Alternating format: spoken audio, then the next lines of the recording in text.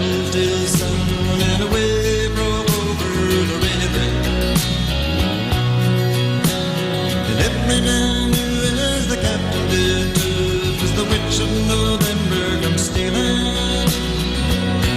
Shipwreck Tales with John McCrystal. This is a World War II event, and it's, I think, well, it is without doubt the worst single loss of life in the history of the United States Navy. And the really gruesome, disturbing thing, aside from that, the world's worst shark attack. John. Yeah, I'm cheating a little bit using this one as a shipwreck because, strictly speaking, she's a casualty of war, the USS Indianapolis. But a lot of the interest lies here not in the way the ship sank, but in what happened afterward.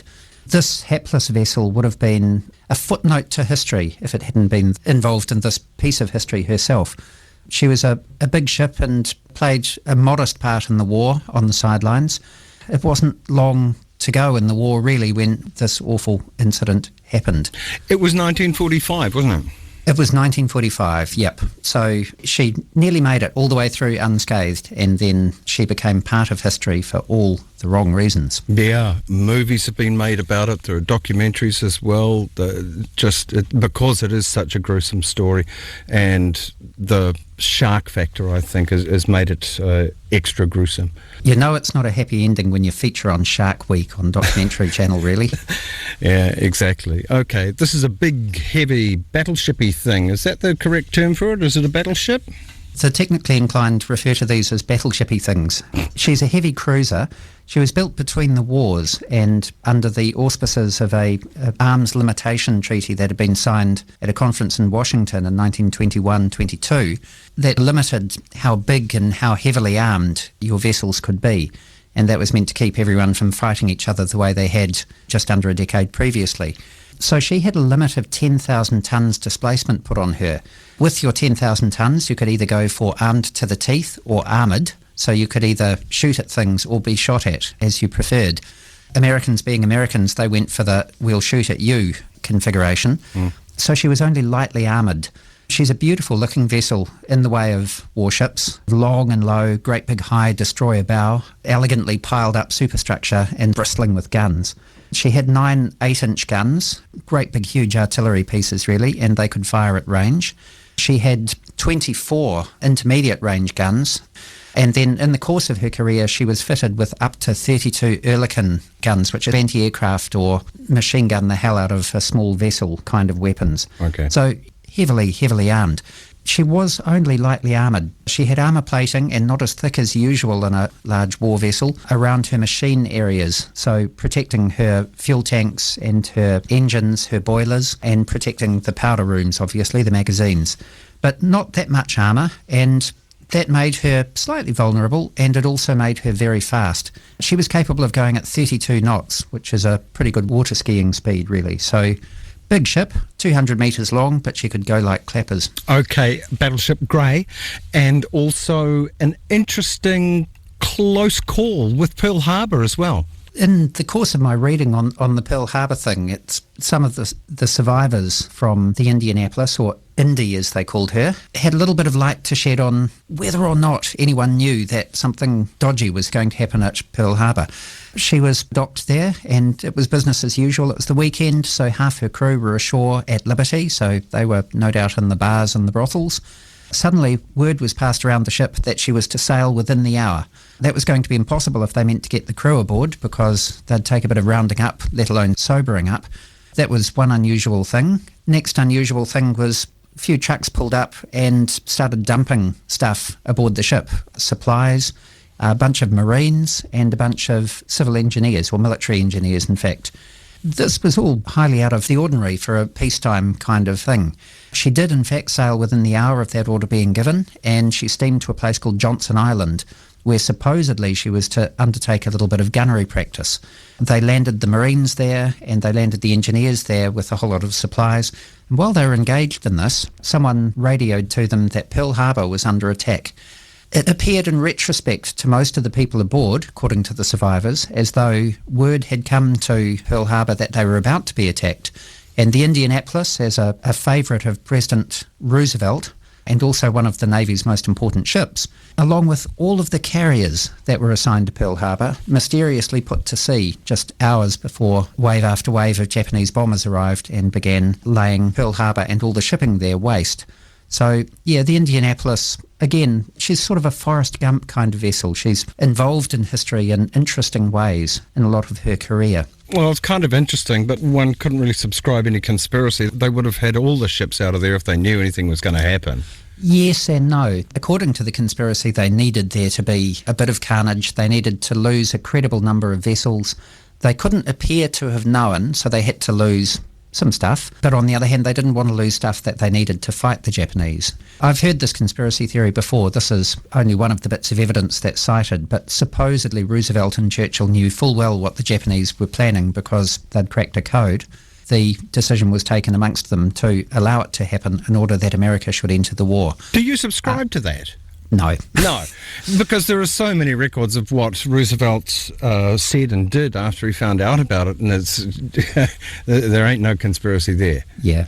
I love conspiracy theories because they show the human imagination at its finest, I think. Yeah. But in the end, they end up being stories of fiction, I think. They fit the facts, but that's the best that can be said for most of them. The name of this ship, the Indianapolis, USS Indianapolis, fighting in the Pacific conflict. It's made it through the war. It's 1945. It has become infamous now, this name, hasn't it? Yes, it has. I'll just talk a little bit, if I can, about her slightly ordinary war, because it shows that this kind of vessel was pretty much, she was surplus to requirements in many ways. What she was is a great big platform for great big guns. It was like the old World War I days when you were supporting troops with artillery. You didn't have artillery on the island that you were proposing to invade, but what you had was a great big ship with great big guns that could do the job of it. That was her job, really, is standing off any island that the Americans were proposing to attack or invade and just blowing the hell out of it. And that was pretty much her war. She did that in the Central Pacific, and then she was posted north to the Aleutian Islands, which most people know are right up in the North Pacific. That bead of islands that drips off Alaska. Off the chin of Alaska, that's right. Pretty foggy there most of the time, so she didn't know what the hell she was firing at a lot of the time. She was only involved in one pretty meaningful action there. She did manage to sink a Japanese freighter. She also brought down a Japanese seaplane, so she had a couple of kills to her credit. In many ways, this was a great big lump of steel that nobody really needed in the awful war that was being fought in the Pacific, which basically was people on islands, as it's been put, in a meat grinder, just blowing the hell out of each other at close quarters. And an enemy, in this case the Japanese Imperial Army, just not surrendering even when the odds were insurmountable.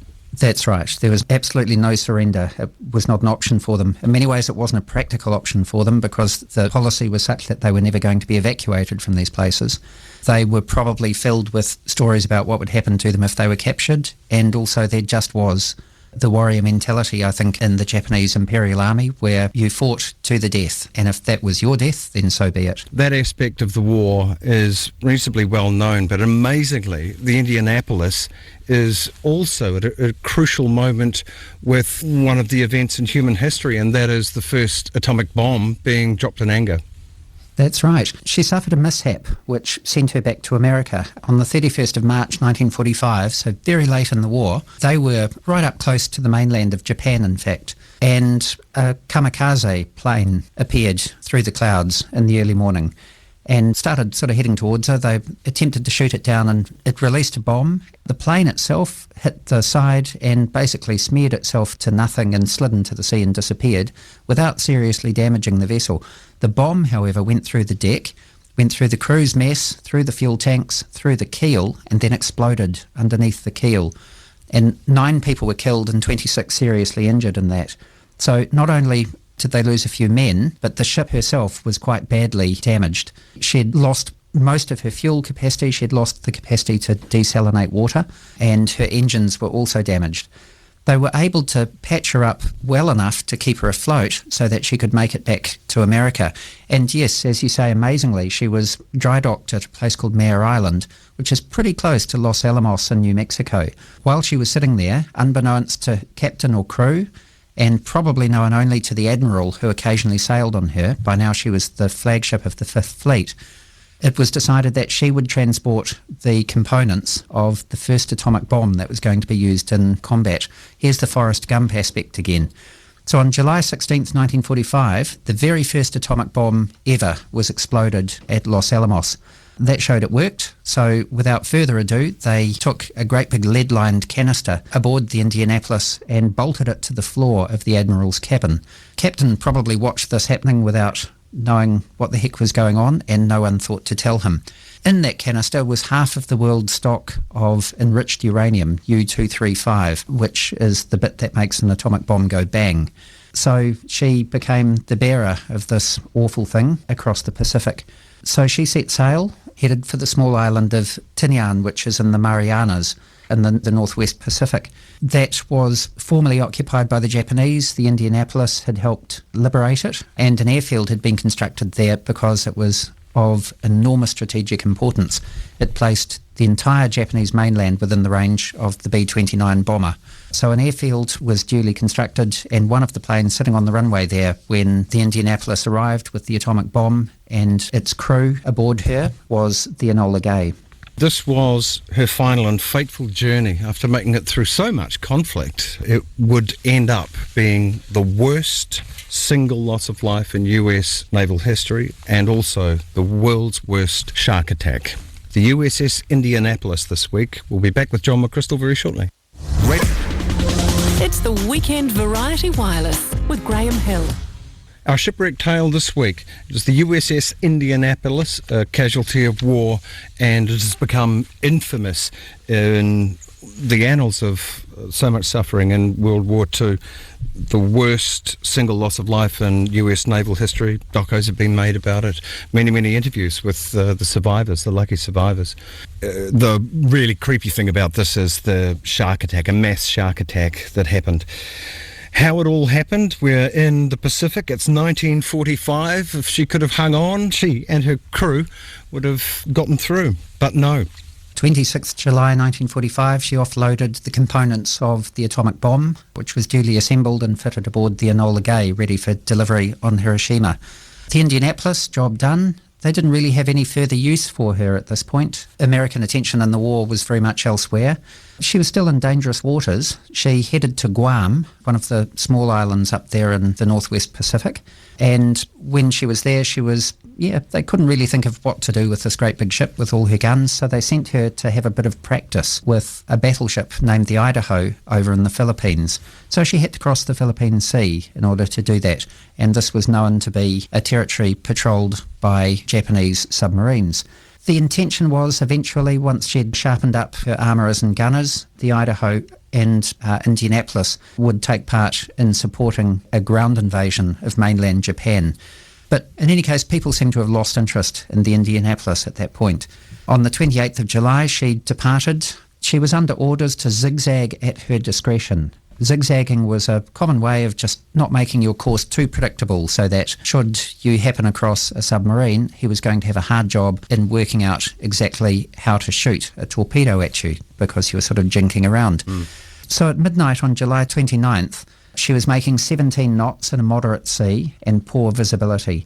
She wasn't zigzagging. She'd decided earlier in the evening that she would stand on a straight course.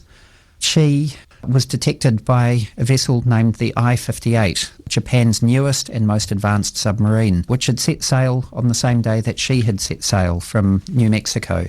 The I-58 shadowed her for a bit and decided that what they were looking at, it was clearly a big ship and they were happy about that. They thought this was the Idaho, one of the Americans' biggest battleships. Didn't matter much, they would have sunk her anyway if they'd known who she was, but they took aim at what they thought was a battleship and let fly with 6 torpedoes. According to the Japanese commander's log, they hit with 3, although the Indianapolis survivors could only remember 2.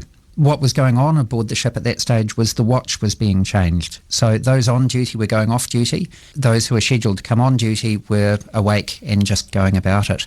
That's a happy fact, because if it weren't for that, there would have been twice as many people asleep, or half as many people awake is probably the best way of putting it.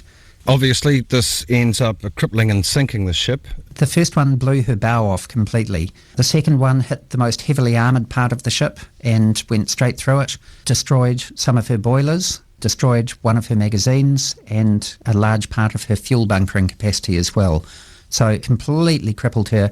Part of destroying her machinery area is also the generators went out. And so that had the effect of cutting all electrical supply, both to the lights and probably more importantly for them to the radios. Now the radio operators aboard the Indianapolis swore that they saw the needle on their machine, their radio set, indicate that their message, their SOS message, had been sent. And this seems to have been confirmed by the fact that 3 shore stations picked up an SOS from the Indianapolis when they claimed they'd sent it. It became a feature of a late inquiry, the court-martial that followed this episode, that no SOS had been transmitted, but we'll return to that. She's been hit twice, she's been crippled, and she begins to sink. She's still moving at 17 knots, and that's just piling the water into her. Waterproof bulkheads are just collapsing, and basically she's turning into a large piece of steel with nothing to keep her buoyant.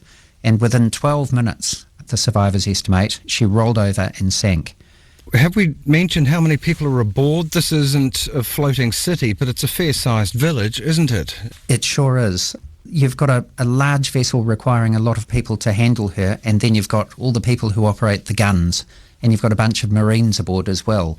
So there are 1,197 people aboard, with a man named Charles Butler McVeigh III as her captain. So 1,197 aboard. It's estimated by survivors that only 880 made it off the ship alive. As we saw in the Falklands War, the horror of naval combat is that when a ship is blown up, most of the victims tend to be burn victims.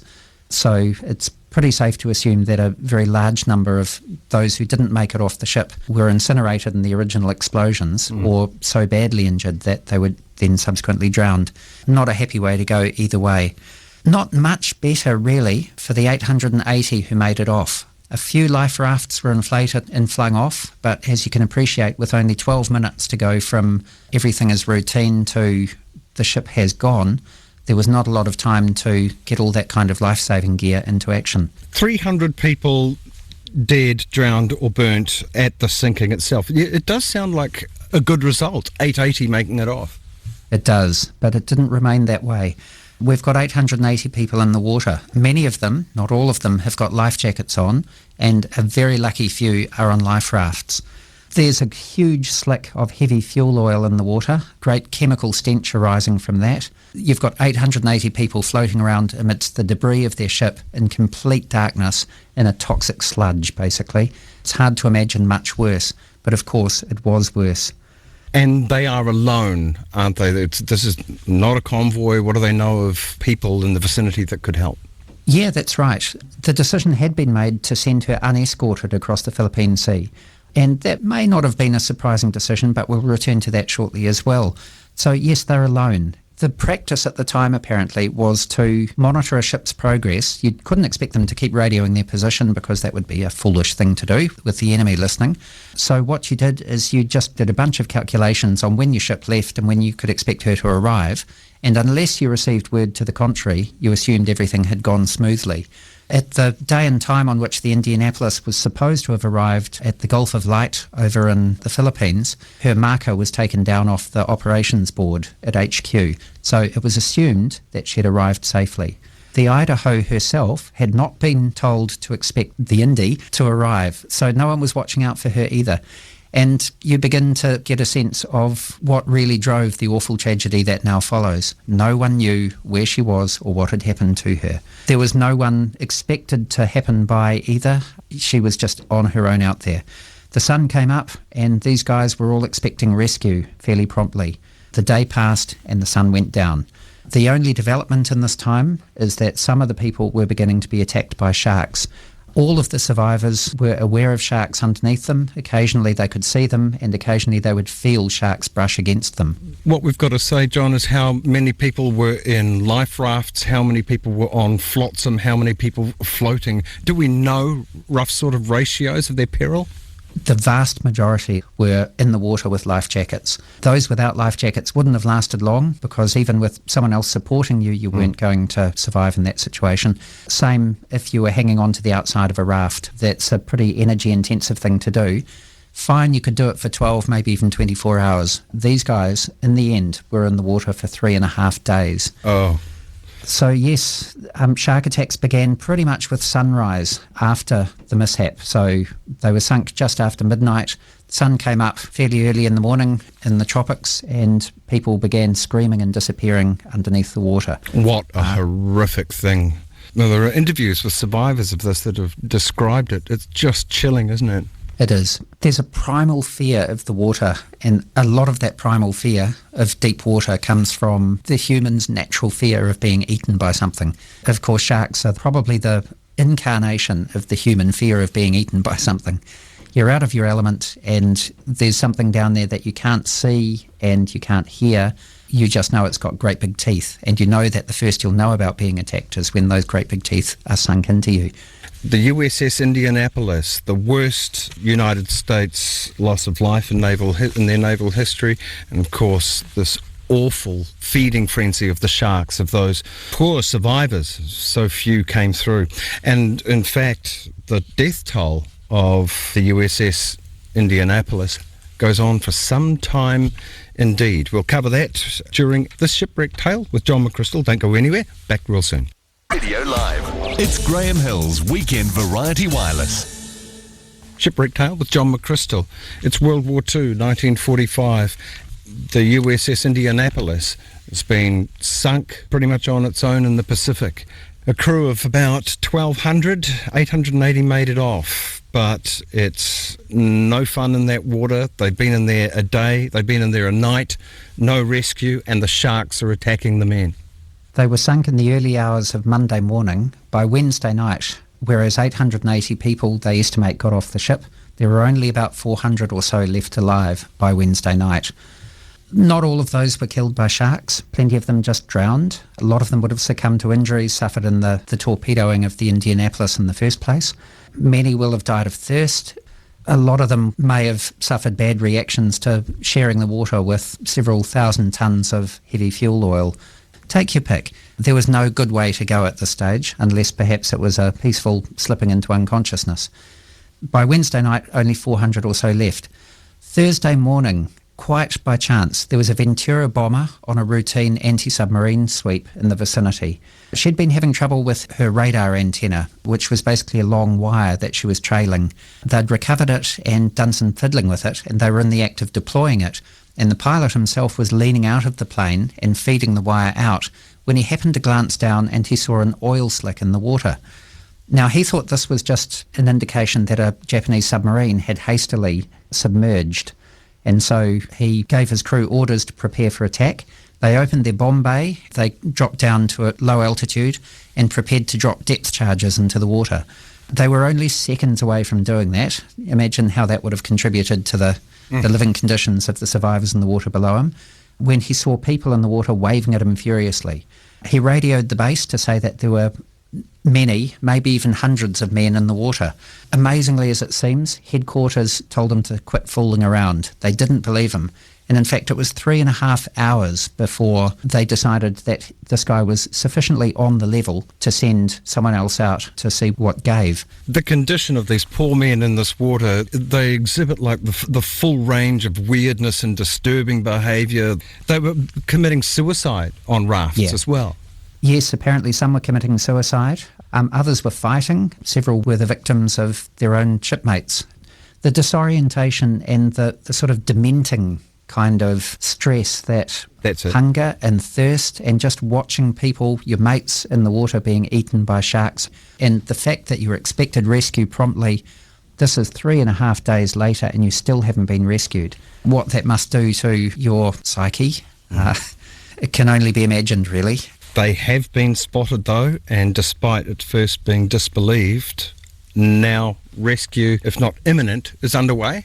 After all the awful luck they've suffered, they now suffer a little bit of good luck. By a fluke, they've been spotted, and finally headquarters have decided that there is something out there that's worth investigating. So they send a Catalina flying boat out, captained by a man named Lieutenant R. Adrian Marks. On his way out there, he overflew a destroyer called the USS Cecil Doyle. The captain of this vessel was a mate of his, and Marks radioed him and told him what he was up to. The captain of that vessel, Graham Claytor, decided that he would tag along and check it all out for himself. He wasn't under orders to do so, but he didn't seek authority. He decided this was something he should do. It's very fortunate he did. Marks arrived on the scene. As soon as it became clear to him that there were in fact people in the water, he ordered his crew to begin dumping rafts and supplies out of the hatches. And we should mention that the Catalina is a boat plane thing. Yeah, they call it a flying boat. We used to have them flying here in New Zealand. They're remarkable things, but they require quite a lot of flat water both to get into the air and then to land on as well. This is out in the open ocean. You don't get much flat water, and there was quite a moderate sea running on the day. So she's basically a plane in this mode. Okay. She's aloft. She's acting as a large cargo vessel. The men who were dumping supplies and rafts out reported to him that they could see people being eaten alive by sharks in the water below him. This changed Marks's attitude to his orders that he should not attempt to land his plane at sea, and he decided that he was going to have a go at it. It's not something that they specifically trained for, but it's something that he had wondered whether he would ever have to do. And luckily he'd given some thought to how aeronautically you might set about doing it. You weren't allowed to land these things at sea. That's right. Yeah. Their orders specifically said you must not land your plane at sea. Yeah. Yep, sheltered waterways only. They're not an open sea thing. He managed to put his plane down intact, which apparently was a remarkable piece of flying. It basically involves stalling it and dropping it onto the water rather than landing in the way that a Catalina is designed to. The plane was apparently stressed to the point where rivets were popping out of its fuselage as it performed this manoeuvre, but she landed intact. He taxied toward where the survivors were and began taking them aboard. He managed to get 56 aboard, cramming them into the fuselage of the plane, and then when there was no more room there, he loaded them onto the wings. Because the plane was pitching and tossing in the sea and people were slipping off, he ordered holes to be punched in the wings and people to be lashed in place with parachute cord, just to keep them from falling. This had the effect, of course, of making it impossible ever to fly this plane again. He made the decision that basically he was leaving this plane behind. The important thing was to save life. He radioed in the clear. He didn't bother with code or anything like that. He just radioed that the Indianapolis had been sunk and that a large number of survivors were in the water and in peril from sharks. The Cecil B. Doyle arrived late on Thursday night. She didn't dare approach the vicinity because there were people in the water. You don't charge around in the dark with a great big ship. So she hung off and turned her searchlight on as a beacon to other destroyers that were known to be in the area as well. That's a brave thing to do in wartime, because you're saying here I am as well. Yep, absolutely that. Here I am. And apparently it didn't have the undesired effect of attracting the enemy, but what it did is it gave hope to those who hadn't been rescued by the seaplane. They realised that there was a ship there and that other ships were on the way. Duly, another couple of destroyers did arrive, and on the Friday morning they began picking people out of the water as fast as they could, and in the end they managed to pick 317 up out of the water. That's from 1,197, remember, so we've lost close to 900 lives in this whole exercise. And that's less than a half of the 800 that survived the initial sinking and were in the water. It's impossible to imagine the horrors of those people in there for those 3 days and 3 nights as people are just getting munched on and eaten alive. It's just, It's just shocking. Yeah. And then turning on each other in their final desperation as well. It's, it beggars belief. We'll take a break and come back with the conclusion. What happened to the survivors, the inquiry, the USS Indianapolis, our shipwreck tale this week with John McCrystal very shortly. It's the Weekend Variety Wireless with Graham Hill. Shipwreck tale this week, the USS Indianapolis, 1945. Pretty much at the moment that the atomic bomb was just about to be dropped on Japan. It was pivotal in supplying the equipment to the American forces. It was sunk on the way to the Philippines. 3 short of 1,200 people on the ship. 880 made it off. Shark attacks, madness, suicide, hypothermia and the works for 3 days. 317 have been rescued. John, they can't have been in good shape, to say the least. I wouldn't have thought they'd be in good shape. They were repatriated pretty quickly, but amazingly, the news of the vessel sinking wasn't made public for months. Just a couple of days after they were plucked from the sea, the atomic bomb was dropped on Hiroshima, and then fairly shortly afterwards, another on Nagasaki. and then it was a procession to Japanese surrender.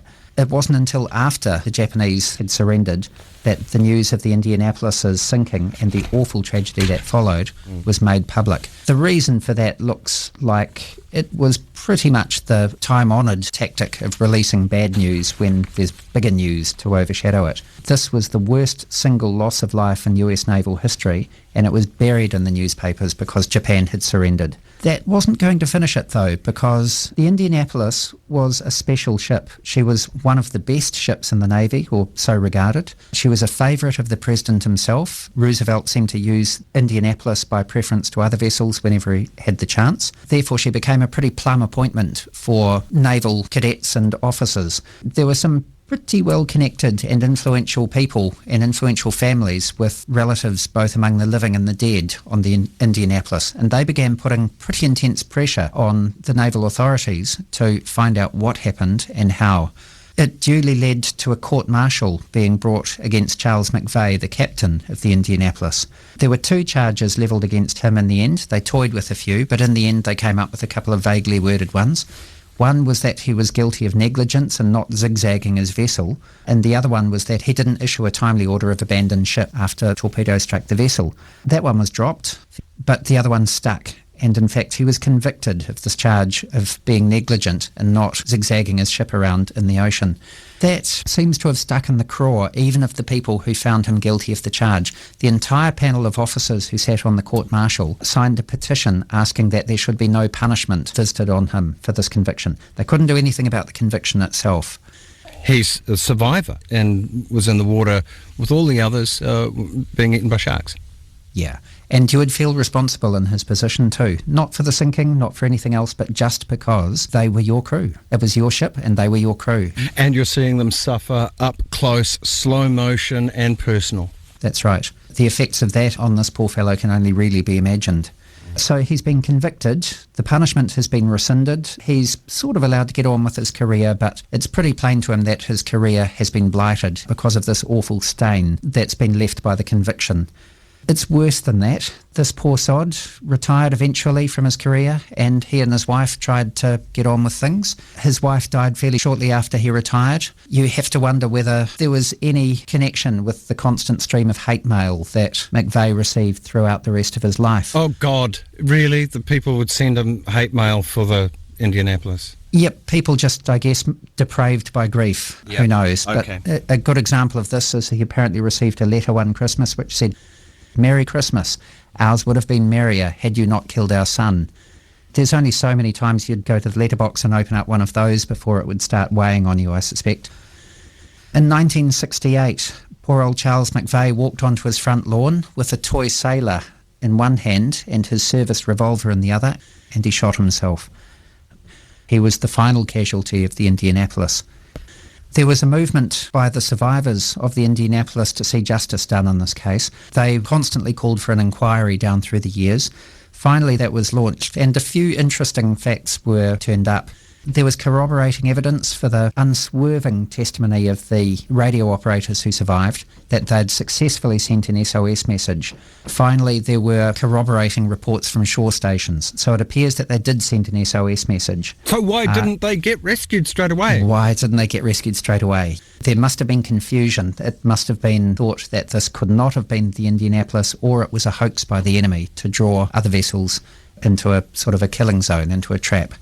It was well known that the I-58 and another Japanese submarine were operating along the Indianapolis's planned route, and yet her captain was not informed of this. That seems to have been an oversight on someone's part, that the powers had cracked the code and the information had been transmitted to Guam and yet not passed on.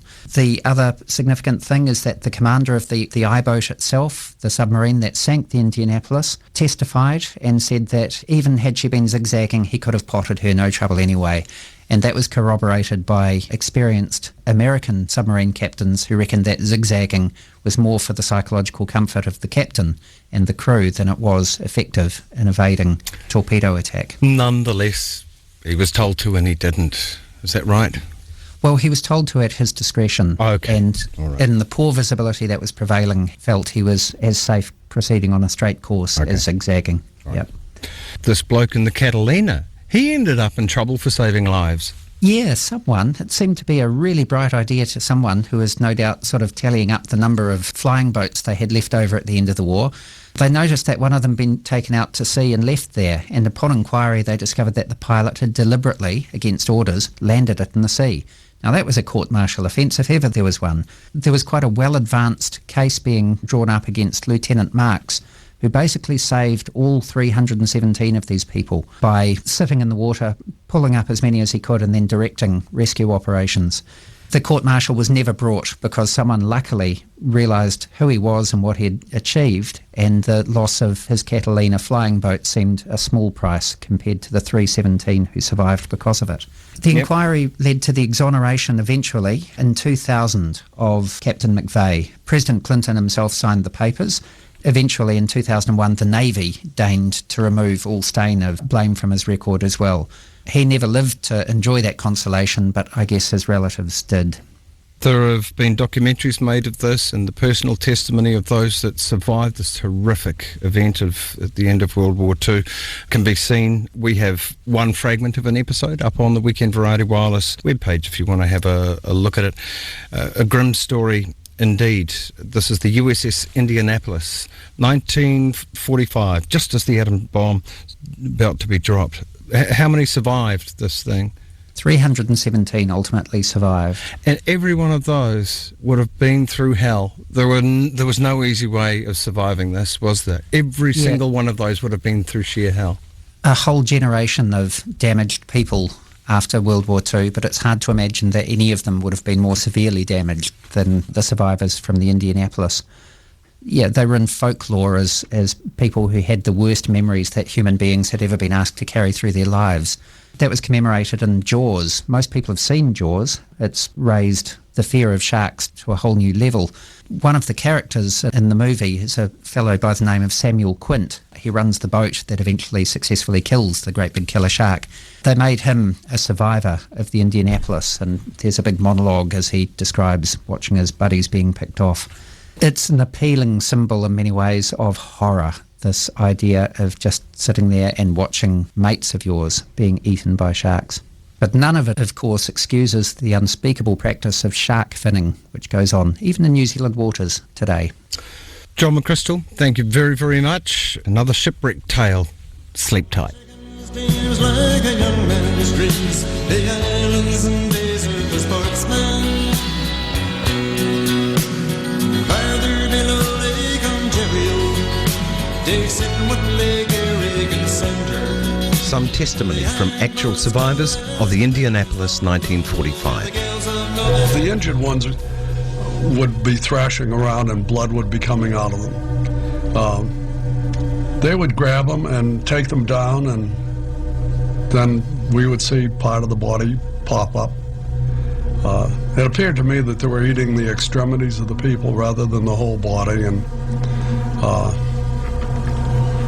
it was a horrible situation because it was new to us. None of us had ever seen this before. If I were to guess, our dead shipmates probably saved a lot of our lives. The bottom line in survival was water, and that overwhelming desire had the ramification of them drinking seawater.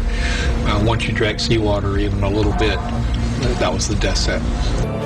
Some of the guys drank that salt water, which you would tell them not to do. They'd hallucinate and they'd foam in the mouth and they'd get real strong.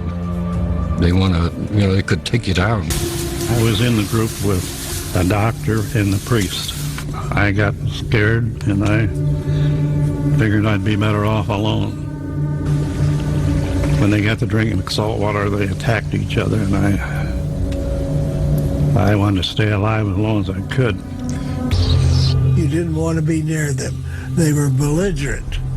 And it didn't take but 2 or 3 hours after they drank salt water that their mouth would swell and close up, and they just died. Mostly the guys that were attacked by sharks were the ones that went down and drank that salt water. And when you stop them, they would grab you, and they had so much strength. And we just let them go, and they'd swim out. And sharks would get those guys, this one guy just floating away from me, probably no more than 20 feet away from our group, and I could see these damn sharks coming after him. And I said, God, come on in here, come in here. And I was getting ready to go after him, and then hell, I knew the sharks would get me before I got to him. And then the sharks hit him and took him away, and then he was gone.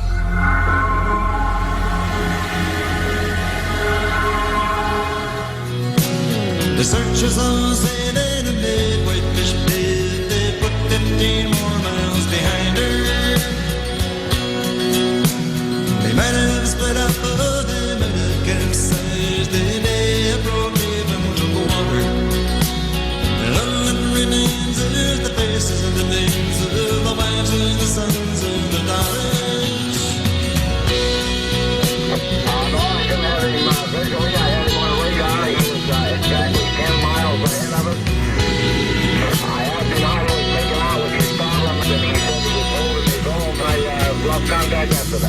Lake Huron rolls the billion sings in the rooms of her ice water mansion.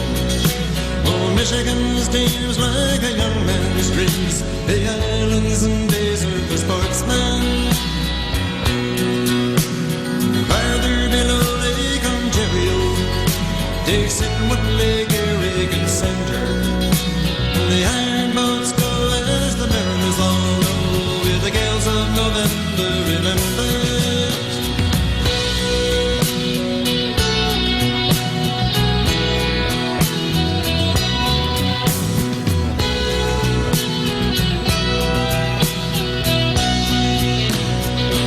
Shipwreck Tales with John McCrystal.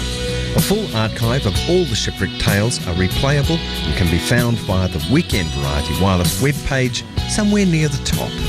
Enjoy your comfy bed.